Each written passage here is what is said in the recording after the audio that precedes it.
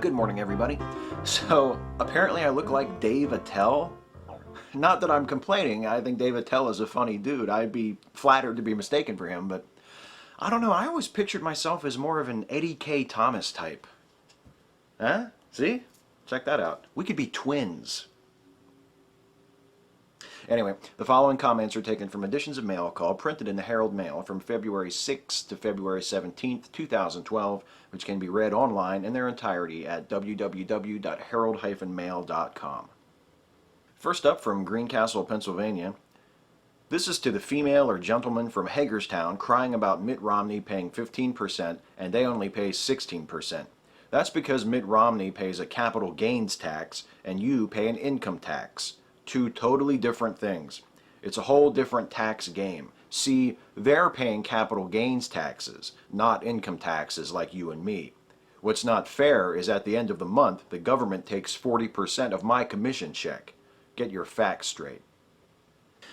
So if I follow what you're saying, and I'm not sure I do, Mitt Romney pays a capital gains tax for the most part and not an income tax. If that's the point you're trying to get across, you might try to be a little clearer about that next time. I'm just saying. And get your facts straight. I love it when one anonymous person muttering into a newspaper's voicemail system chastises another anonymous person who muttered into a newspaper's voicemail system about getting their facts straight. I love the old movies, and I am not old. I love them because back then they did not feel the need to take off their clothes or use filthy language to get a good story across. The old movies are full of class, not trash like we're shown today. Change can be good, but Hollywood seems to embrace the opposite. Old movies have stood the test of time. They don't call them the classics for nothing. Clear Spring. You know, it is possible to appreciate both good old movies and good recent movies. Since I know everybody loves sidebar graphics, here is my current top 20 on Flickchart.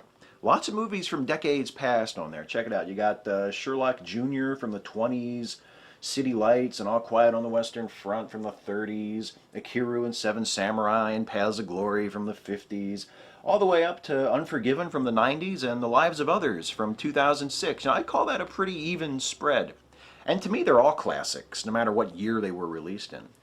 To you, Clear Spring, I would particularly recommend Seven Samurai and The Searchers. I think you would like those. No filthy language, no characters taking off their clothes, plenty of violence and death, but I assume that you, like most hypocritical prudes who bitch about profanity and sex in movies, have no problem whatsoever with violence. I read this morning in Wednesday's paper where Katie O'Malley said the reason why the same-sex bill wasn't passed was because of people being cowards. I don't think it's because of people being cowards. Some people have belief and convictions. Maybe she should read her Bible. Hancock. Yes, it's far less cowardly to simply cut and paste your morality from an ancient book rather than actually wrestle with ethical questions yourself. You know, I'd have more to say about this one, but another call from a week later gets it better than I ever could. If one is to really read the Bible with an open mind as it pertains to homosexuality, one would find the relationship between King David and Jonathan quite interesting. They were as gay as an Easter bonnet on the 4th of July. So go ahead and read the Bible. It is the unerring word of God, after all. Falling Waters, West Virginia. Sir or ma'am, if you're ever sober enough to leave Falling Waters and come to Sharpsburg, I'd like to buy you a beer. Just one, though. After that, you're drinking on your own dime. And if you're too wasted at the end of the night to drive home, you're calling your own fucking cab. I'm not made of money. I'd like to know why churches don't revere God's house anymore. There's loud talking. Your mind and heart should be on Jesus, God, and prayer before services begin. Then I believe we would see signs, wonders, and miracles again. Also, I believe a preacher should look like a preacher and not like a laborer in jeans and shirt. Hagerstown. Yes, because if Jesus had had tailored suits and stiff-collared shirts, he would have worn them. You know, church dressing habits was a popular topic in Mail Call the last couple of weeks. Here's another one. Thanks to Lisa Prejean on her article of February 3rd about clothing choices draw attention. Now, how about the way people dress for church? I have seen very short shorts and tight low tops. No respect. Our God should be honored with the best and better, and people do have better. Hagerstown. Yes, honor God by completely covering the body He personally created for you. He didn't make it so you could show it off to all those people at church, okay? That nakedness is strictly God's eyes only. Like when you're taking a shower or when you're trying on new, equally drab and unattractive clothes in the dressing room at Marshall's. Until you find a husband, that is. And even then, only when he's trying to fuck a baby in you. Here's one more on this subject. To the person who called in and said they want to see their preacher dressed in a suit and tie to preach, that doesn't make a preacher. A man's heart makes a preacher. Hagerstown. A man's heart, you'll note. So there you go. Now you know what makes a preacher. A heart. And a dick. Well, I see where President Obama has said that he thinks he deserves a second term.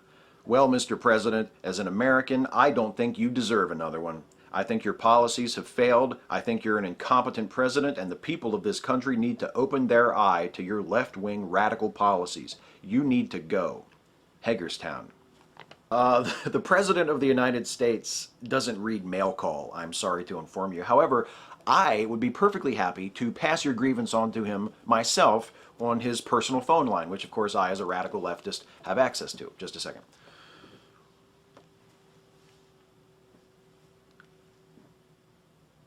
Hey, Barry. Steve. Hey, listen, I have a message here from a dissatisfied member of the electorate. Would you like to hear it? Okay, he says, well, Mr. President, as an American, I don't think you deserve another one, another term, he means. Okay, just making sure. I think your policies have failed and, no, this is him again. Sorry. And the people of this country need to open their eye to your left-wing radical policies. You need to go. Yeah, he said I, singular. I don't know. It just says Hagerstown. Okay, okay, I'll let you go then. Take... No, no, I can't now. I'm doing it. You know I do. Well, then why do I... Okay, okay. I love you. Okay? We cool? Cool, okay. All right. My best to Michelle and the girls. All right. Bye. I, for one, am sick and tired of hearing single mothers complain about their children not having any money and that ex-husband or boyfriend who will not support them. Think before you do the things you do. Hagerstown. Think before you do the things you do. Like get impregnated and then abandoned by the person who impregnated you and left you with one of the heaviest emotional and financial burdens a human being could ever be asked to carry. Yes, when will those single mothers ever learn? I'm 64 years old and I thought I've seen and read it all, but then in the paper, a story about birth control pills available in vending machines at a Shippensburg college. Unbelievable.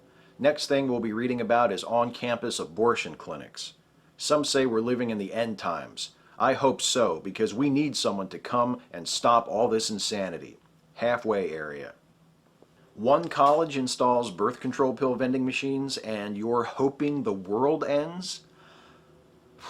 I'll guess Santorum voter? A wild stab. I'm calling for my family and a lot of my friends. Anybody who votes for the bill for gays to get married and do away with a 2,000, 3,000 year thing that's been going on since I've been, anybody can remember, we're not going to vote for anybody that supports the gay programs or remains involved. Hagerstown.